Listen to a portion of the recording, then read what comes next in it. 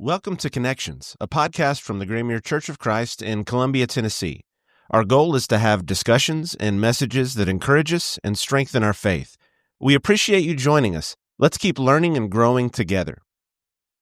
Thank you for joining us for Connections as we continue to have conversations that are spiritually encouraging and hopefully give us some good things to think about. And I'm excited because we get to talk about a really neat event today with Jon Winchester, our missions minister, and a recent veteran of the Vall State race. And so some of us here at Graymere have been keeping up with all of his progress through that race. And we're going to talk a little bit about that and just a little bit about some of the spiritual lessons and lessons you learn about yourself in an event like that. And so I guess the first thing I would start with is, do you feel like you've recovered yet from this experience? I have not recovered physically. I think I finished a whole lot better off than many in terms of physical situation, but just general soreness. I still am sore in my joints and my shins, and mentally exhausted still. I think last night was the first night so far being home that I've not woken up wondering in a panic where I'm at and where do I have to get up and get on the road but even in those moments, what a relief to finally see myself think my way through that and realize I'm at home. Sure. And I don't have to go anywhere.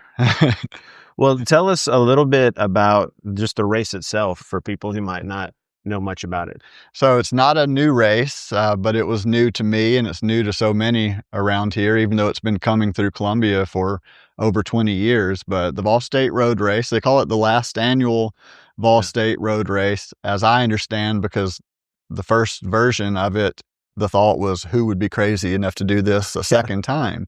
Just gonna do this more than once. But 314 miles of foot race, beginning in Missouri and finishing in Georgia, the majority of that being in Tennessee. And all of the previous versions, you had crewed or uncrewed. That is, some could have a crew that carried all of their gear and took care of all of their needs in a car. And so they literally were just running to the car, get what they need, and then run some more until they saw their car again. This year, everybody was uncrewed. That is, you've got your pack and what you need is in your pack, or you obtain it along the way. If you need to eat or drink, you get it where you can, when you can. If you need to sleep, you sleep where you can, when you can. Yeah. Of course, that was one of my big downfalls, is I don't sleep well apparently anywhere other than a bed. But generally you're just learning self-sufficiency. Yeah. But that's not completely true, because of course, those who have read things I've written, you know about the road angels, people that have found out about the race, and they've just made it their mission to help us. And I wouldn't have gotten through without a whole lot of help from others. Yeah. So with the road angels, they can set up places to help as long as it's open to everybody. I guess you're just talking about the crews. Can't just be for one person. You're opening up to everyone along the way. Yes. And one of the rules is you can't receive help from your friends or family throughout the race. The exception to that is, of course, I did have, we have one couple family from here at Graymere who are established road angels. Yes, yeah. And they just had to make sure that they did nothing for me that they didn't do for everyone else. But the road angels are offering what they can, and it's available to every runner that comes through. Wow. Well, that's just to kind of get an idea of how you got ready. And I know you did training and stuff beforehand, but how do you get ready for a race like that? How do you prepare yourself for that? Well, I thought I was preparing for a physical race, a running race, and I've been running since last year when they came through Colombia and I got interested in it. I should tell you a little bit more in a moment about why I got interested in it, but I just started running, I did some walking, even though everybody said you're going to walk more of it than running. I never ran after mile 9. the whole thing. There was no reason to. If I did it again, I would never run one step, because walking 314 miles is miserable. Why in the world would you run? Why would you run? But I've run about 2,000 miles since last year's race until now, just in preparation. Last year, my goal was to run 1,000 miles in the year. So I was already training and didn't even know it. Then once I got accepted into the race, I bought my pack. So from August on, almost every run or walk that I did had a pack that was weighted down to try to adjust and get ready for that. But planning and organization are the things that I enjoy the most. When January hit, that's when real training started. And I had a whole Excel sheet for every week of the year with how many miles I wanted to do. My general rule in training is try to do in a week what you're going to do on race day. And so I thought, in this race, I'll probably do 50 to 60 miles in 24 hours. So I try to do 50 to 60 miles running every week. And I think I got that every week except for 2 or 3 weeks due to mission trips. But just planning and researching what gear to carry, what was the most, everything that's in my little pack's got to have 2 or 3 purposes in order to justify the weight that I'm going to be carrying. But yeah, I thought I was preparing for something physical, but it was, but it was so much more than that. And in fact, the physical is not what bothered me the most. Well, and just, I mean, if you can just walk us through, you don't have to recount, every mile of the 300 something miles, but just kind of like your experiences. You get started off at like 7:30 in the morning on a Thursday morning, I guess. And so just some of those surprises you mentioned, some of the things that maybe were more mental than physical that you noticed. Yeah. Maybe just to back up and insert there, something that I found that I had in common with everyone else there. We were all very, very different, but I was searching for something more, I think. You're always learning about yourself. And I think what I have found is that, I'm so happy and content with family and work, but there's always this sense in the back of my mind of I can do more, especially in the area of example and influence and work, and so much of my work is support role, often supporting missionaries so that they're on the front lines, coordinating mission trips so that the participants are on the front lines, and sort of this cycle sometimes I get in. That's very rewarding. I know I'm reaching more people that way than I could with just my hands, but often I need my hands to have their opportunity as well. And so there's often this idea in my head of I need to be doing more. And sometimes I think I've looked at education as ways to fill that need for something more. But I think I look at physical challenges more so as how to fill that need. And the longer, the better. The longer it takes to train, the better. So I think I had that in common with everybody else in this race, in that we're all looking for something more, just maybe not necessarily were we all looking for the same thing. My race became so spiritually minded. I think maybe I would have rolled my eyes at people that said that in the past. But I guess because of who we are and what we do, everything had a spiritual twist to it. And my greatest lessons became spiritual lessons from physical suffering. But anyway, back to your question. I'm sorry I digressed, because I think that's worth getting out there. Absolutely. I believe your question was about some of the steps and the logistics. Yeah, and just what you discovered that this isn't what I expected, that kind of thing. Yeah, I thought I was in a race. It turns out I was in a puzzle. I thought that one of the great suggestions was don't think about running 314 miles. Don't run a mile and think 313 left. Yeah. In my mind, I was constantly thinking, 16 miles to Union City, 12 more to Martin. And I was just thinking town to town along the way. I was told that the only strategic decision was, are you going to stop and get a hotel in Martin and then go ahead and flip to trying to be a nocturnal runner? And that sounds great.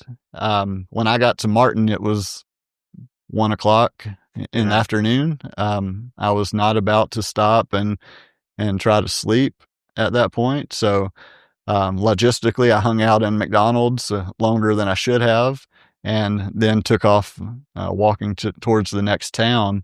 My first mistake was right there.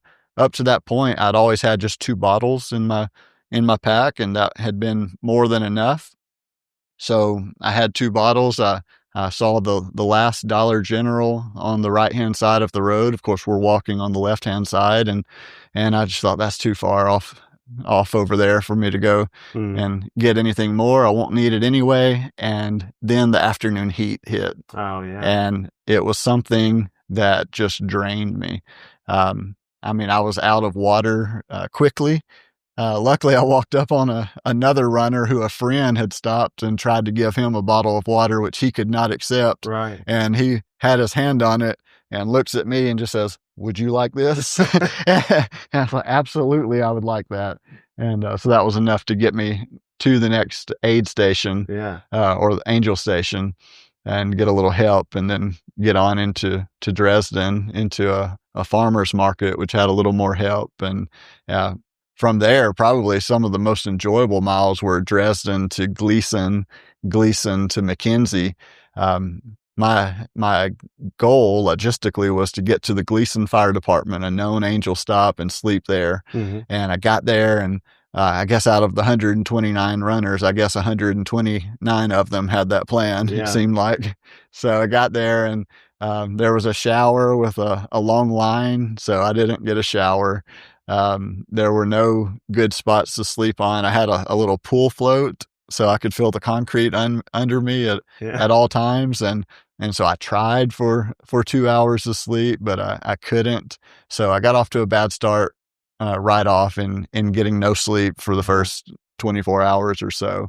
But I did get my first taste of a kind angel. As I'm shivering, I learned that I could not get warm. If I stopped walking, tried to sleep somewhere, I could not get warm. And I'm over there shivering, and I guess I'm dozing a little bit because I wake up with a blanket on me. And it was a very sweet, kind woman named Kim who was working that Angel stop that she said it was just the mama in her. She couldn't stand to see me cold. So, I guess I was all in a ball trying to get warm.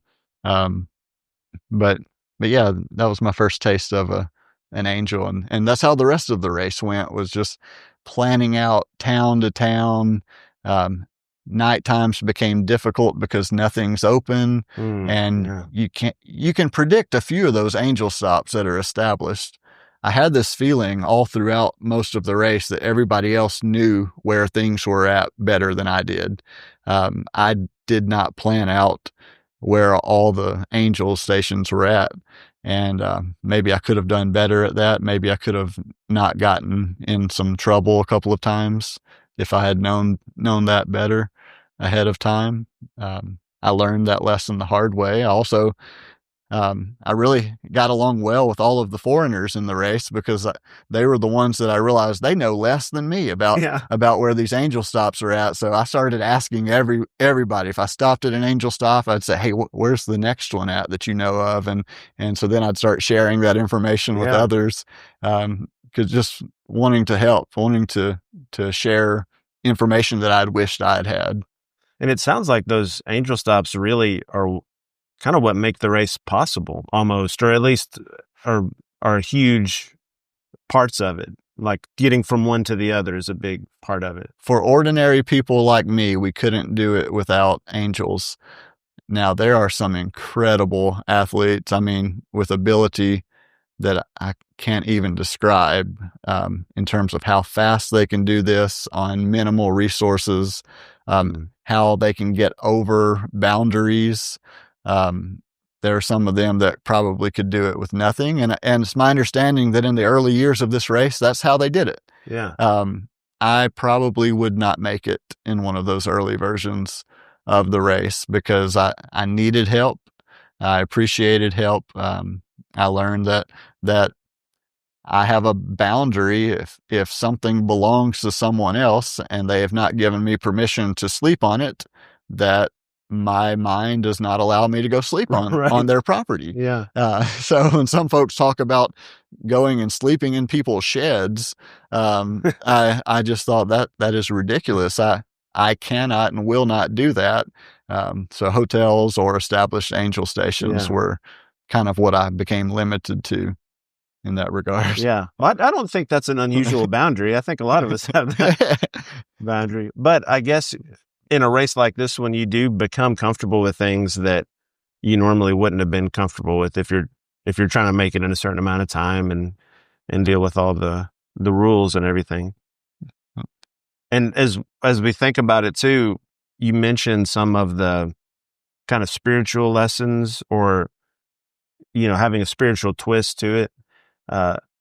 Seems like one big connection is the kindness of the angels and the angel stations, but what were some other things that stood out? Yeah. Well, one is a huge one, and that's more personal. Another one is just slow down. Like once I had made some mistakes, my mistakes are big mistakes. I didn't seem to make minor mistakes. I made big blunders that just about took me out of the race.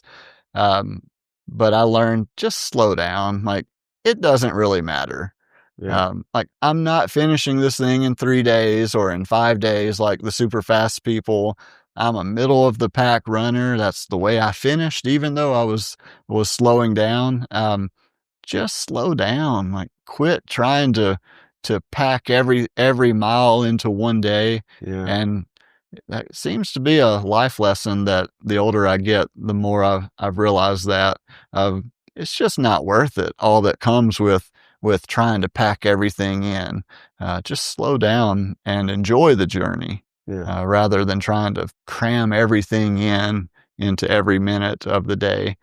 But the biggest application to myself after I'm observing others being kind to me, I'm trying to slow down. That was, I got to start putting myself out there. I've been told I'm antisocial. I don't believe that is true. But I am a little more introverted until I know you. And the first couple of days of the race, I was very much alone and to myself. I spoke to some others, but I was very much alone and lonely. And I learned that just got to put yourself out there. Yeah. And the longer we went, the more I realized like other people are really suffering physically a whole lot more than me. So I'm in a much better position to start encouraging others and start walking with others rather than always walking by myself. And someone encouraged me to do that. And so the more you start talking to people because of who we are, what we do, I can't help but start turning everything to a spiritual conversation. Yeah. That's just what we are. I mean, if you think about around here in Colombia, Tennessee, in what we do, like most all of our conversations have a spiritual tie-in all day, every day, because we're focused on the church and on ministry. And so that's just what I started doing. And I found that these folks from different parts of the world, parts of the country, different beliefs. I was not quoting scripture to them, but I was teaching scriptural principles to them. I think I quoted one scripture to one person throughout the race. But I just started talking to people and I kept getting this, people were looking for something. They'd open up. I don't want to share all of their intimate details, but I mean, you got parents that have lost children within the last year and they're in this race now because they're looking for something. I think what they're looking for is not going to be filled in a race. Had folks tell me they're struggling to talk to God after that. And I remember saying, hey, why don't you just, something someone's told me once in life was, why don't you just start by telling God how angry you are with him? Yeah. Because I think he's big enough to handle that. Absolutely. And so little things like that, like I'm not pushing too hard and quoting scripture, but I'm giving practical advice that's helped me. When a father starts talking to me about how he became a single father, I'm like, yeah, let me tell you some things that helped me get through that. I can relate to that. But I started coming out of my shell and putting myself out there, and people responded to it.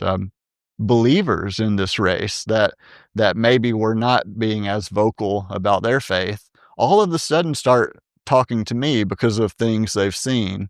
And I think most of my life I've been in the shell. I've not been that person like I should be. And so this race was like, it was like a lifetime in a week, and getting to be in that week what I really need to be in the lifetime. Yeah. Well, it's almost, just as I'm listening to you describe it, it has some of the characteristics you think of when you think of, mission trips, where you're away from your normal routine, you're away from your normal surroundings, you're meeting new people, you've got a mission that you didn't really leave the state very much, but it was kind of like you were really away from home, even walking through, you were on a different journey. Thought about that a lot. Especially in light of our recent trip to Peru. There were some shared difficulties, and that really brought us all together.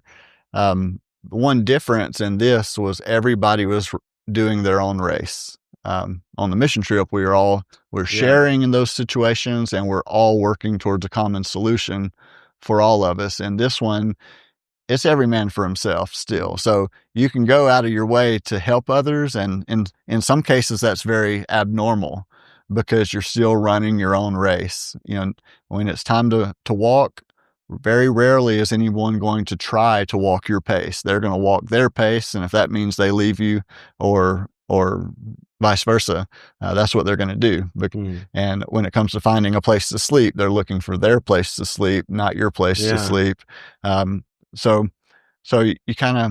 you are looking out for yourself, but that's what I was saying was different. Was I was doing pretty well, so I started trying to look out for others. One of those was kind of humorous in that blisters, you're walking on asphalt that's like 130 degrees. It was so hot. People get blisters all over their feet. I mean, there are stories of like their whole bottom of their feet peeling off, and I had none of that. I don't know. I mean, I had like 5 different layers of prevention in my foot care. So I had this whole bag of tape and alcohol wipes and Desitin and all the stuff you need, and I'm not using any of it. So there was one instance where a young lady was showing her blisters, and she just broke down crying and said she thought she could have bought more supplies along the way, but couldn't. And so I was like, well, I guess it's not a good time to tell everybody that I haven't had a blister yet. But I was like, here, take this tape and take these alcohol wipes to clean up your feet. Yeah. So it's kind of put me in a position to step outside of just caring about myself and share what I had. And that was probably way more encouraging for her than for you to say, I don't have any blisters. I hope so. I hope so. I don't know what the problem is. But I will admit, sometimes I failed. My mind was so amazed that I was not having any blisters. There were some times that it came out like, yeah, I haven't had any blisters, and I should have kept that to myself. I mean, the worst I had was, I was putting a material called Trail Toes on my feet. And when that ran out, I did try the Desitin thing again as prevention, but really all of that stuff just dried out my feet, and my feet hurt because they were so dry. And so at one point I stopped at the drugstore and got moisturizer cream. So I mean, a lot of folks are stopping to pop their blisters and dress their blisters, and I'm over here moisturizing my feet. So I was very fortunate in that way. That gave me an opportunity to focus on others. Oh yeah. Well, you mentioned too, coming through Colombia, which is where some of us got to see you. Again, couldn't, certainly offer any help or anything other than just encouragement. But what was it like to, after you've been on this race and then you come through your hometown, which essentially grown up in Colombia, like, so you're in a very familiar place, but do you see it differently when you're coming on one of those races? I had more confidence in Colombia than any other town because I knew where everything was. Mm-hmm. I got encouragement like no other runner got. And in fact, to be honest with you, Colombia has grown so much. This was, in my opinion, not one of the easier cities to go through. This is the biggest city on the route.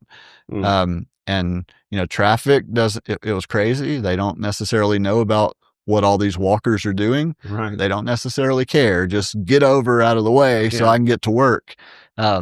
So there were some aspects that were more difficult about Colombia, but my experience was that I got encouragement everywhere. I mean, I got it seemed like everybody I know, church folks, Columbia Academy folks, all the people in the biggest circles of my life were coming out and sending messages, and I just got encouragement like no one else. But I was confident because I knew where everything was. Mm-hmm. There was no wondering where's the next store, or it didn't even matter if there were angels in Colombia because I knew exactly how to get and where to get whatever I needed. So I was in good shape in Colombia. Really what stood out to me was the places where I was a stranger and where I got in bad shape and needed help from strangers that had nothing to gain from me, that had no attachment, no reason to want to help me or encourage me. Those are the ones that really made my race and are the memories that stick with me. Yeah. Well, you share whatever you want to share, but are there some of those moments too that stand out? I know you shared some of those in your writing about it, but I think it's worth sharing 3 of them. Just even though I've written about them, you can't praise enough people who are good. Start right here in Colombia with the Nuts, who are members here at Graymere. I've heard them talk about this race. This is their thing. They are angels. Everybody knows them. There's a whole podcast about this race, and their names get mentioned in just about every episode because they are amazing. Yeah. And they were amazing to me. They were the ones that when I had questions leading up to the race, I would ask them because I didn't know anybody really that I could ask about the race. So they are amazing angels. You go to their place and everybody's got a chance for a hot shower outdoors. Everybody's got a chance for actual food, not potato chips or candy, but actual food, as well as a place to sleep with big fans in front of you. You can wash your clothes so that you don't have salt scratching against your skin all day. And they are just amazing. And I got to understand them a little bit better. And the reason they're all about this race is because they're all about alleviating some of the suffering of these strange people that they had seen walking by their house, for several years. Because they're right on the route. So, I mean, they're going to see them every year, and they've just decided we're going to take action and provide resources. Yep. And Kim's going to give every one of them a hug. Yeah. Oh, yeah. Right off the start. So that was very special. It was special knowing them and being... Absolutely. And sort of being special in their eyes. It made me feel good when they talked about me. They've helped this race all these years, but me being the first one of their own to do it. And that really made me feel special because I feel that way about them in terms of our church family. So it's nice to have somebody tell you that you're one of them. Absolutely. But the strangers that helped me, one just taught me the greatest lesson, and that was heading into Hohenwald. I had walked all night long when I should have stopped in Linden to sleep, but I mean, the night before that, I had gone all night long. I mean, I saw the sun go down, I saw the sun come up the next morning, and I thought, well, I can do that again. But that's need for sleep caught up with me, and I wasn't as familiar with that part of the state, and so I didn't realize like there's nothing between Linden and Hohenwald, and Yeah. I mean, it's just trees on Right. and we're walking in the dark. There was another fellow with me, and I must have been falling asleep or talking crazy, because he did not seem too upset when I find this random deck and I was like, hey, I got to go lay down. He's like, okay, I'm gonna keep going. So who knows what I'd been talking about with him, but I find this random deck with generators on it in the middle of nowhere, and I lay down and I did not sleep well. Again, I'm cold. I got to have a bed. I woke up about 3:00 and I know I'm in a race. I know every detail about that race. But things are a little fuzzy in my head. I was disoriented a bit. And it's hard to describe it because I know all the details still. And I'm thinking something's not right. Have I done something to damage my mental side? And I'm thinking, I got to call somebody. I got to get help. And I'm thinking, I can't call the race directors just in case this is something normal. I wouldn't want them to pull me out of the race for something normal. So I call home and it's 5:00 in the morning by that time. And I'm telling Heather, like, hey, just listen to me and tell me, have I lost my mind? And, and I'm telling her what I'm doing, where I'm going. And she said, it all sounds correct. You're just tired. Yeah. She said, you've got to sleep. And so little by little, the clouds fade and I realize what's going on, and I realize I've got to sleep. Of course, that becomes a whole nother story because it's Sunday morning. And I know this is weird. Everybody gives me a strange look when I describe this, but influence and my spiritual rituals and practices are important. So Sunday morning was going to be a day where I lose time on purpose because I was going to go to worship. Yeah. But now I know where the church is at in Hohenwald, but I know I've got to get to this hotel. Yeah. On my way into town, this guy pulls up in a truck, Gary, inviting me to the Central Christian Fellowship Angel Stop on the other end of Hohenwald. And that made me feel worse because I couldn't make it that far. I'm calling the hotel and they cannot grasp that they could make as much money as they name your price. Right. And I'll pay. You're willing to pay whatever at that point. You don't even have to clean that room. Like, just give me a room. Right. They couldn't do it. And I know Heather's got family that lives on the course. I'm thinking they got a couch on their porch. I could go sleep on that. But then again, I haven't asked them. I mean, will I get shot if someone comes out and finds this strange guy sleeping on their couch? I get to the house just beyond theirs, and it's an Angel Stop, and young lady who attends a congregation there in Hohenwald, and I'm pouring all of this out to her, like, I've got to quit because I'm about to break my one rule for this race, and I start calling. I call the nuts. I call Heather, and I'm threatening to quit, and Kim's in the background saying, don't quit, you'll regret it. And Heather's telling me, don't quit, just find somewhere to sleep immediately.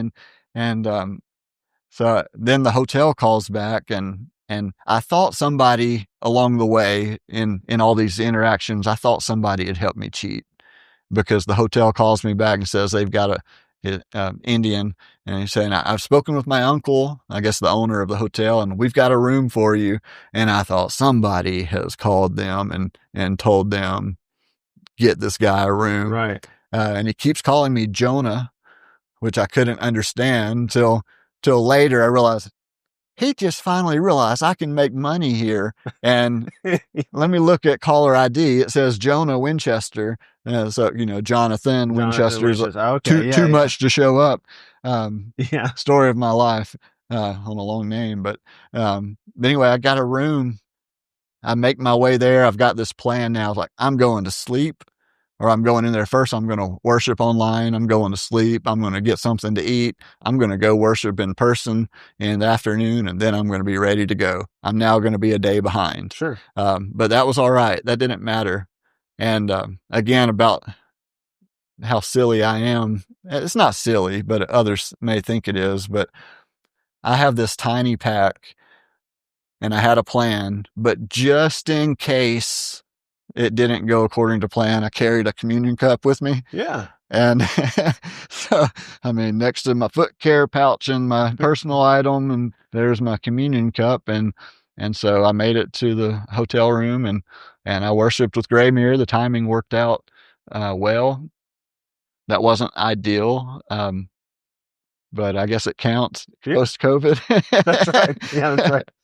But I wish it had been in person. But I did what I had to do in a difficult situation. Wake up, go eat, make my way to the a Pineview congregation on the way out of town, and went in and worshipped with them. I needed that. Yeah. I needed to sing with the brethren and to hear a lesson about Jonah, and Which is fitting. Yeah. Since you're Jon Winchester, I mean, that makes sense. I hadn't even thought about that.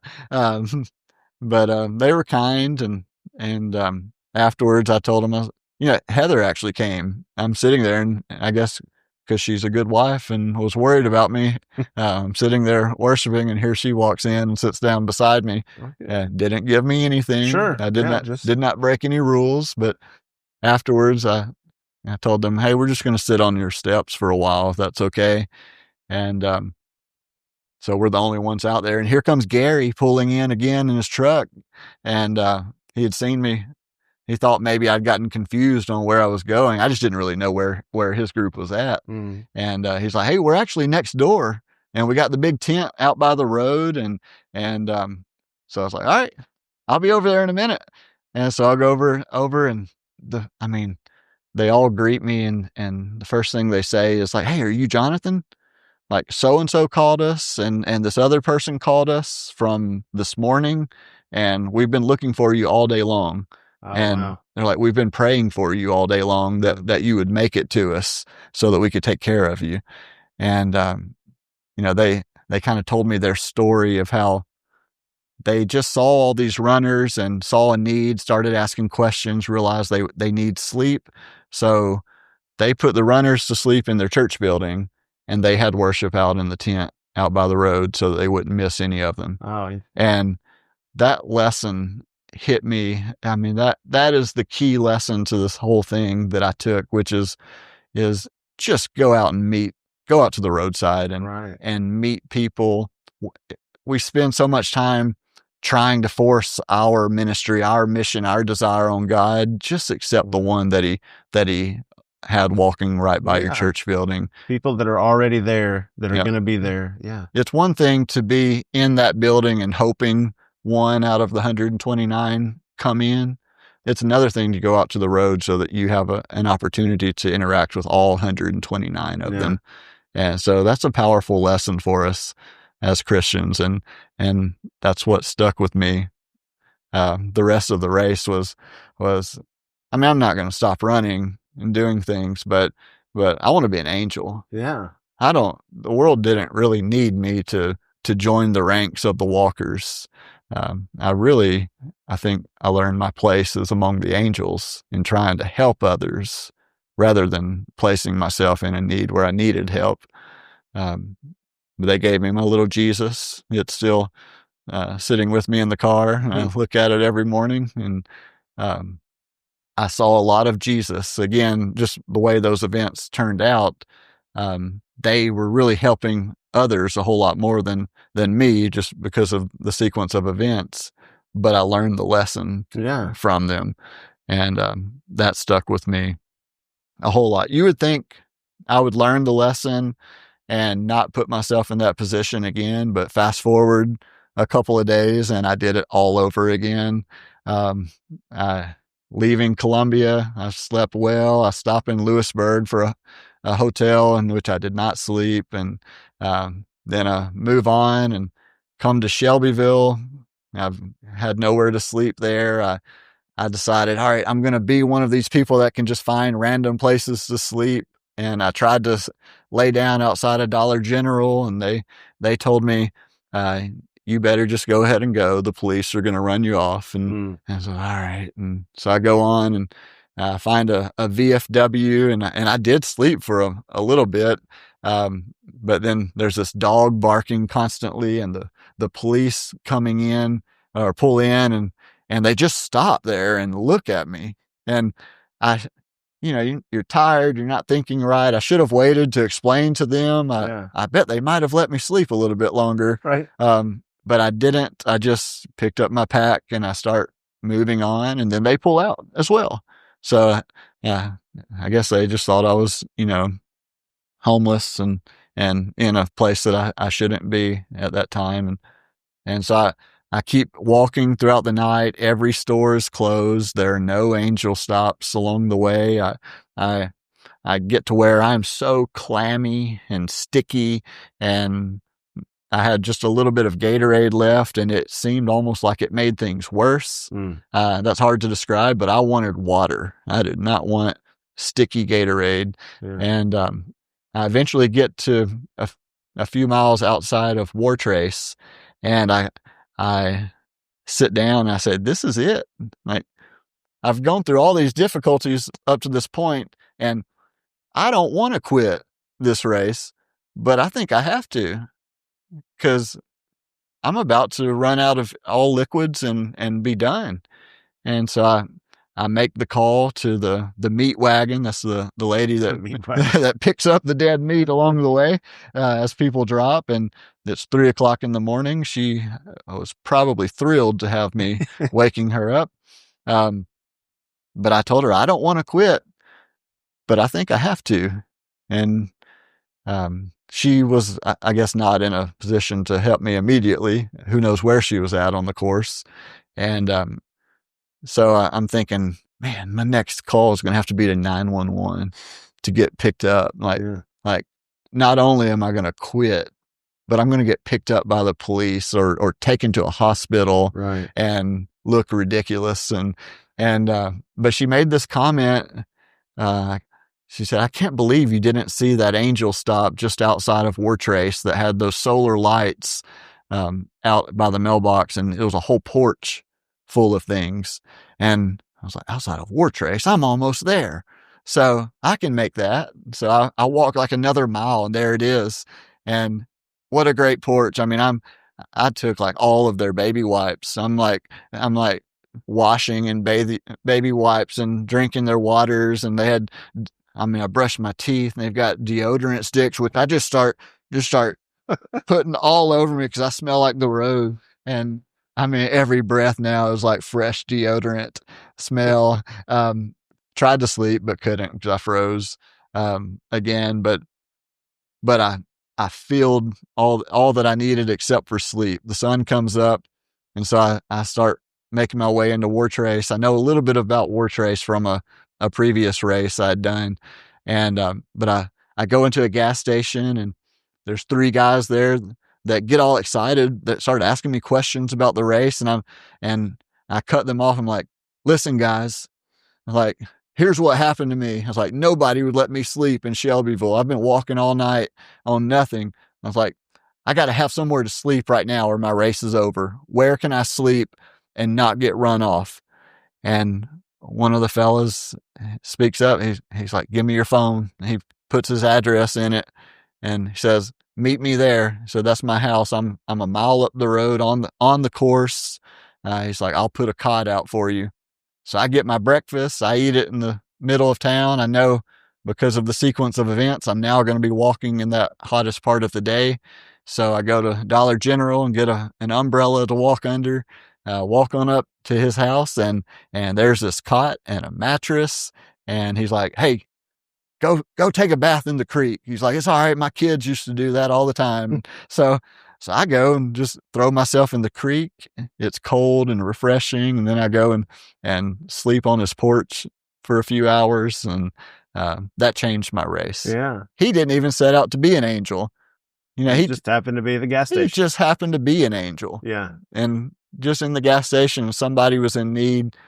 and he was able to help. And so I'm glad I had his name and his address. I sent him a Columbia, Tennessee hat yesterday to tell him he saved my race. And um, the rest of the race was just amazing. I didn't make those mistakes again, learned from them, and tried to go the rest of the race with me being the one helping others. So it was amazing. It's awesome. It was one of the best weeks of my life, and I suffered, but it was one of the best weeks of my life. That's an interesting combination, that you deal with some of the hardest things you could possibly deal with, but still is one of the best weeks of your life. Yeah, there's a lot you can learn. I know a lot of us were just enjoying watching and kind of getting some updates. It was especially neat when you came through Colombia, because it was like you're hearing word from so I saw him over here, I spotted him here, moving through. And so that was awesome. And it was pretty neat from my end, because it just happened. That was during our Future Ministry Camp week. So we got to kind of drive the boys over, and they got to just talk a little bit, as you're in the middle of everything. But it was a pretty neat thing to be able for them to see. Of course, a lot of them, from over the years, but just a lot of moments like that were really cool, just from our perspective. So I can imagine what it was like from yours.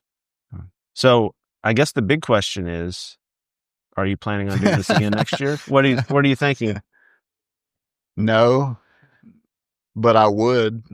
I keep thinking that because I think by this time next week, I'll then be at that point where nobody wants to hear about this again. And, it's like the worst conversation you can have is try to talk to people about your past race. But yeah, I would like to do it again, but I think it'd be very selfish of me to try to do that, because this is a monumental, impossible undertaking. But think about, my wife was working full time, as well as putting up with my phone calls of desperate pleas for, what do I do? I'm going to quit.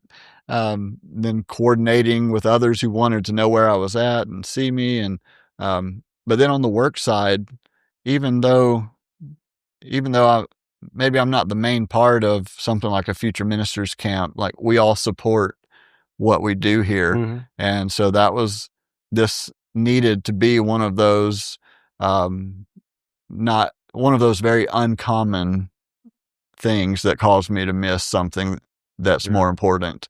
And, it's kind of like, all the things that sometimes people let become extraordinary every Sunday. I don't think this needs to become something that is worth me missing more important things every year. But I think it's okay, once every 10 years, maybe 5 years if you'll. Well, but also just even that you mentioned, there is something about setting a challenge in whatever context that is for yourself, working for it, having a plan, seeing it through.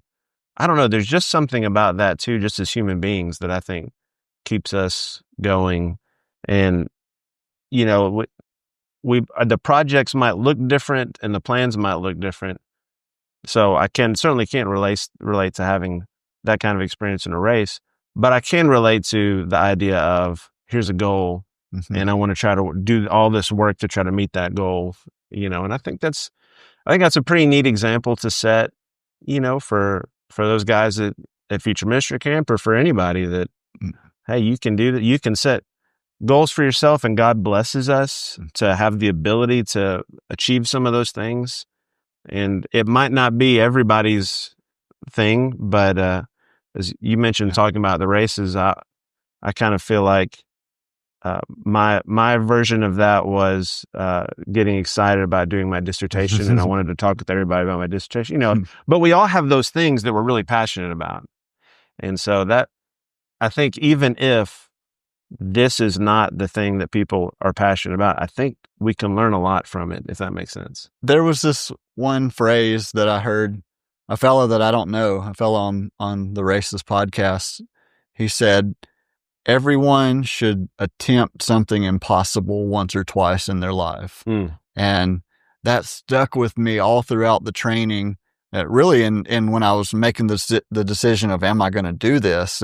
And I was thinking, my children need to see, I need something more. I said that already. I need some huge challenge, but my children need to see me step out of the comfort zone. Yeah. I could be very, very happy and complacent with where I'm at in all aspects of life, but they really need to see me pushing for something more. And I really appreciate feeling like maybe I allowed other people to see that as well. I don't put a whole lot out on social media, but I wanted to write all those series of articles and things that I put out. And I really appreciated one of our elders encouraging me, because I did all of that in one day, because I just couldn't stop putting it out there. And but he texted and said, "You're doing some of the greatest preaching you'll ever do." And that really helped me. I needed to hear that from somebody, one of my leaders and someone that I respect. I don't think that can be all. I don't think I can preach that lesson all the time, but I really hope that I encouraged other Christians that this wasn't about miles, but I really hope that I encouraged them to move out to the roadside and for us to do something more, and try to help with whatever's in front of us. Absolutely. Well, I appreciate you sharing that with us. I think that's going to be something even people watching, listening to Connections, hopefully can take from it. But I felt the same way. It's funny how things work out. In that Sunday, you were going through Hohenwald. It just so happened that day we were looking at in 1 Samuel about Samuel setting up the Ebenezer stone. Thus far, the Lord has been with us. And then it was really neat because I think it was that night. Maybe that night you had posted something on Facebook or an update just of Hohenwald, and it didn't say much, but just said, "Hey, people were really showing Jesus to me today." And I just thought that was kind of a neat connection of, we spent all morning talking about how we can say, "Here the Lord has helped us," and then there was a connection you were making of, "Hey, God's really blessed me with some people the last 24 hours." And so that's another aspect, I think, where that journey kind of shows us God helping along the way. Let me say one more thing, because I think it's important for us. Now I'm back in that strange spot where now I'm back in real life. It's like for a while there, it's like we were down in the arena doing this race, and everybody I knew was up here watching and sending messages to me, and I was on the front lines, and now I'm back in the real world. And now I've got that same challenge of, how do I not fall back into just doing the same old? And I've got to figure that's the new puzzle. I've got to figure that out, because I just can't go back to just going through the motions. And but one thing that happened in Colombia, I stopped at a gas station that I don't normally, I don't drive through that area very often. And I guess from the way I looked, some folks started talking to me. One fella, super nice guy. I guess I connected with him somehow, and he friended me on Facebook and started sharing things that I was putting out there. And I was like, maybe that's what I need. Maybe I need to start eating more meals at the Quick Mart. Right. But putting myself out there, so much of our life as ministers revolves around the church, and that's so amazing, so rewarding. But I live a lot of my life just almost being jealous of Christians who get to be out there on the front lines. Like, we're ministering to, so much of our time is ministering to the saved, and it's amazing, but I need to put myself out there more and find out how I can interact more with the world. I think this was great for me in that I got thrust into the darkness and had to make a decision. I feel like my light was the brightest it has been. But I feel like when I come back into the normal routine of ministry, my light is, there's so much light around me that my light doesn't really show up very much. And so that's the challenge. The new puzzle is to find out discover more opportunities to be among darkness, but to be the light in those situations. Yeah. And it's the longer you're in ministry, the harder it gets, I think, at least for me personally, to establish those relationships and reach out to people. So I think that's a really good reminder. But I appreciate you being willing to share all of this. And I think that there's just some powerful lessons here that I hope have been encouraging to everybody. We're thankful that you have joined us, and we continue to get good feedback. And so if you could just make sure you're subscribing to get our weekly updates for Connections. If you are in the Murray County area and you don't have a church home, we'd love for you to come into worship with us here at Graymere. And we also hope that this episode, this conversation has been a blessing to you. Thanks for joining us. Thank you for being part of Connections. We hope it was an encouragement to you. If you live in the Columbia area and don't have a church home, we would love for you to worship with us. You can find out information about meeting times, classes, and what to expect at graymere.com. You will always receive a warm welcome from the Graymere Church of Christ.